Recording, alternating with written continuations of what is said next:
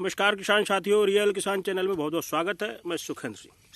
आज जो आपको बताने वाले हैं वो ये बताने वाले हैं कि सर्दियों में टमाटर और बैंगन की नर्सरी किस तरीके से डालें और किस तरीके से जो है इसका बेड प्रिपरेशन करें।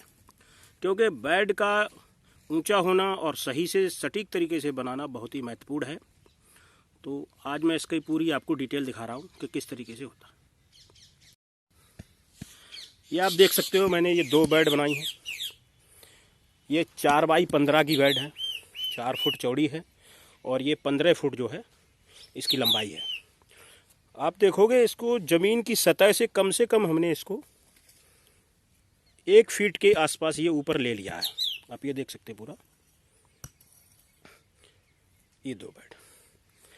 अब इस पे मैंने क्या काम किया, ये अच्छे से ऊपर करके बेड को, और ये जो आप सफ़ेद सफ़ेद देख रहे हो, ये सफ़ेद सफ़ेद क्या है कि इसको मैंने बर्मी कंपोस्ट में मिलाया है ट्राइकोडर्मा।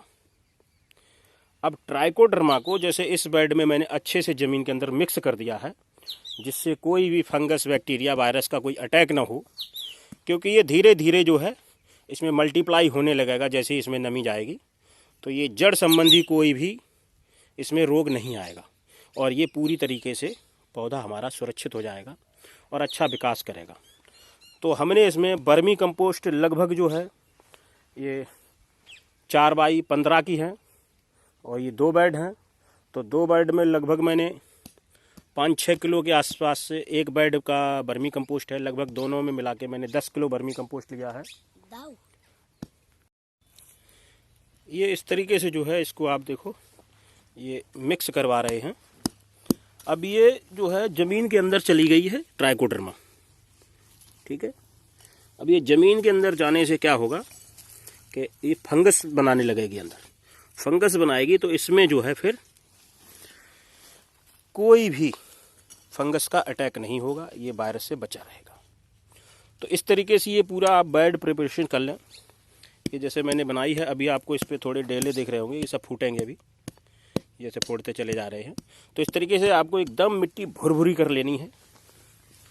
इस तरीके से एक चीज़ का विशेष ध्यान रखना है कि कभी भी ज़्यादा गीली मिट्टी के अंदर नर्सरी नहीं डालनी चाहिए। आपको थोड़ी सी 1-2 दिन की हवा लगाने के बाद ही नर्सरी डालें, क्योंकि ज़्यादा ठंडी मिट्टी होने के कारण उसमें जर्मिनेशन कम आता है। और ये जब ऊपर से बिल्कुल एकदम सूखी भुरभुरी मिट्टी हो जाएगी, फिर इसके बाद अगर इसमें हम पानी देंगे तो ये अच्छा सा मॉइस्चर बनाएगी और जर्मिनेशन अच्छा आएगा। तो इस तरीके से आप इसको बेड बना लें। अभी ये बेड कंप्लीट हो जाए फिर मैं आपको दिखाता हूँ कि इसमें किस तरीके से बीज की रोपाई करते हैं। ये जंबो जो है हम पहले ये वाला डाल रहे हैं। ये हमने 1 पैकेट मंगाया है और सेमनेस वाले 2 हैं। इसको जो छींटने का तरीका है वो थोड़ा सा ऐसा मुट्ठी में लेके और ये हाथ में ले लो।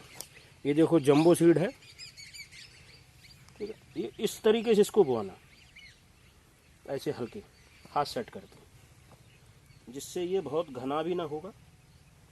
इस तरीके से आप डालते चले जाओ।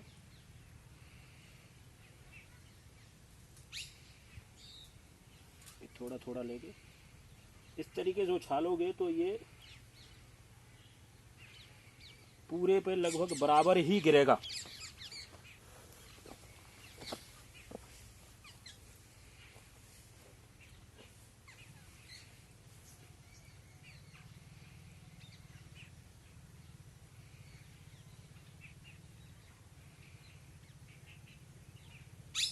ये देखो आप, बराबर ये गिरता जा रहा है।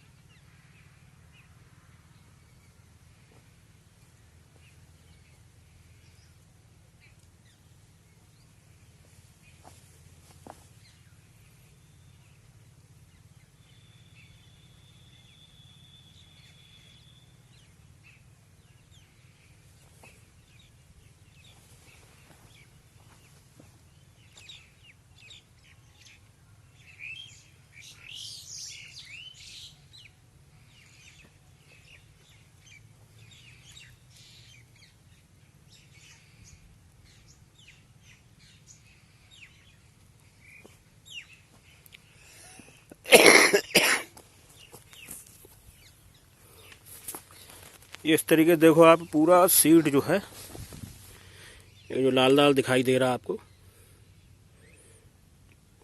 ये खट्टा भी नहीं हुआ और ज़्यादा दूर भी नहीं है।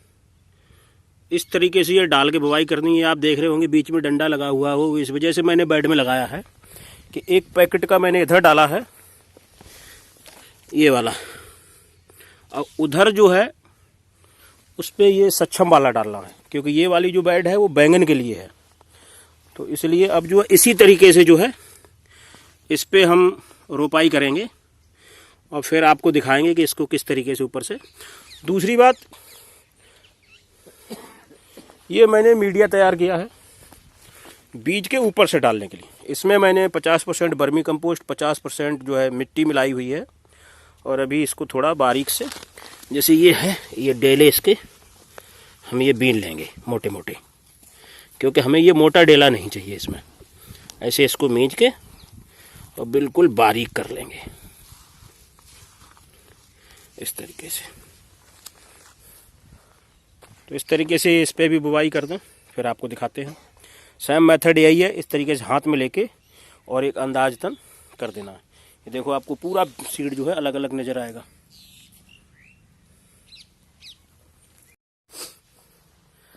इस तरीके से हाथ से थोड़ा थोड़ा इसको जालीदार उंगल बना के और ऐसे ऐसे मारना है आपको।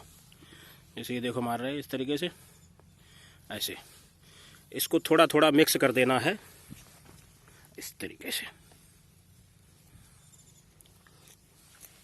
अब ये देखो बीज लगभग ये ढक सा गया है मिट्टी में, लेकिन फिर भी अब हम क्या करेंगे, इसके ऊपर थोड़ा सा जो मैंने आपको मीडिया बताया, 50% वर्मी कंपोस्ट, 50% मिट्टी का जो मिश्रण बनाया है, और उसमें हमने जो है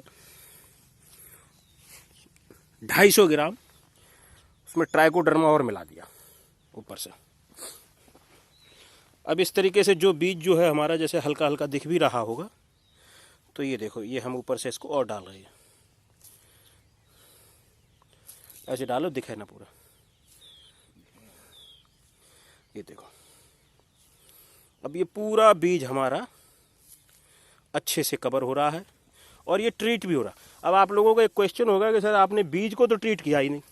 तो बीज को हमने इस वजह से ट्रीट नहीं किया क्योंकि हमने इसमें ज़मीन में इतनी बड़ी मात्रा के अंदर ट्राइकोडर्मा डाल दिया है कि जैसे ही इसमें पानी देंगे तो वो मल्टीप्लाई होना शुरू हो जाएगा, और जो फंगस, जो भी कीट लगेंगे वो लगते तो ज़मीन के द्वारा ही हैं। और जब ज़मीन हमने पूरी तरीके से ट्रीट कर दी तो फिर उसमें अब कोई चांस बचा ही नहीं है जो इसमें कोई भी फंगस वगैरह या बैक्टीरिया वायरस लगे। तो इसीलिए हमने जो है इसको बीज को शोधित नहीं किया। दूसरे एक रीज़न और होता है कि बीज शोधित जो है हमारे हिसाब से केमिकल से ट्रीटेड बीज आते हैं। तो केमिकल ट्रीटेड होने के कारण क्या होता है कि जब हम उसको ऑर्गेनिक ट्रीटेड करते हैं तो एक रिएक्शन होता है उसमें, और रिएक्शन के कारण जो है वो रखा रहने दो डंडा, ना निशान मिट जाएगा उसका, ऐसे ही रखा। तो उसके कारण क्या है कि वो रिएक्शन पैदा हो जाता है। अगर जैविक बीज जैविक से ट्रीट किया हुआ मिल जाए तो फिर हम उसको ट्रीट करें तो फ़ायदा भी होता है। अब हम इसको रसायन से ट्रीट करते, क्यों?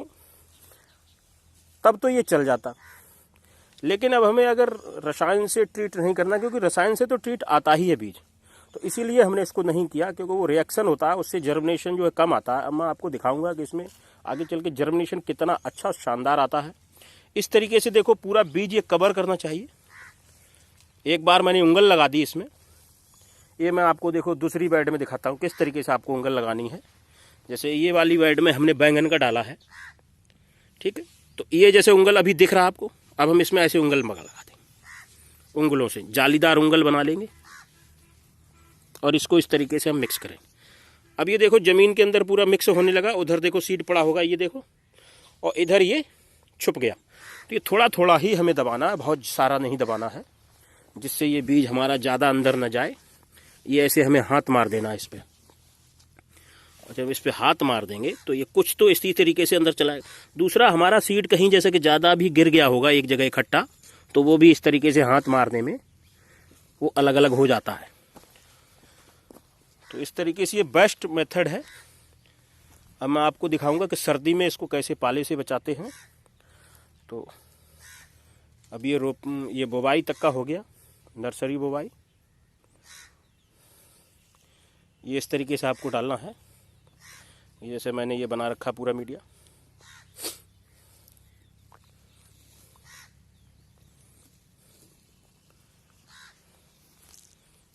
आगे का प्रोसेस दिखाता हूँ।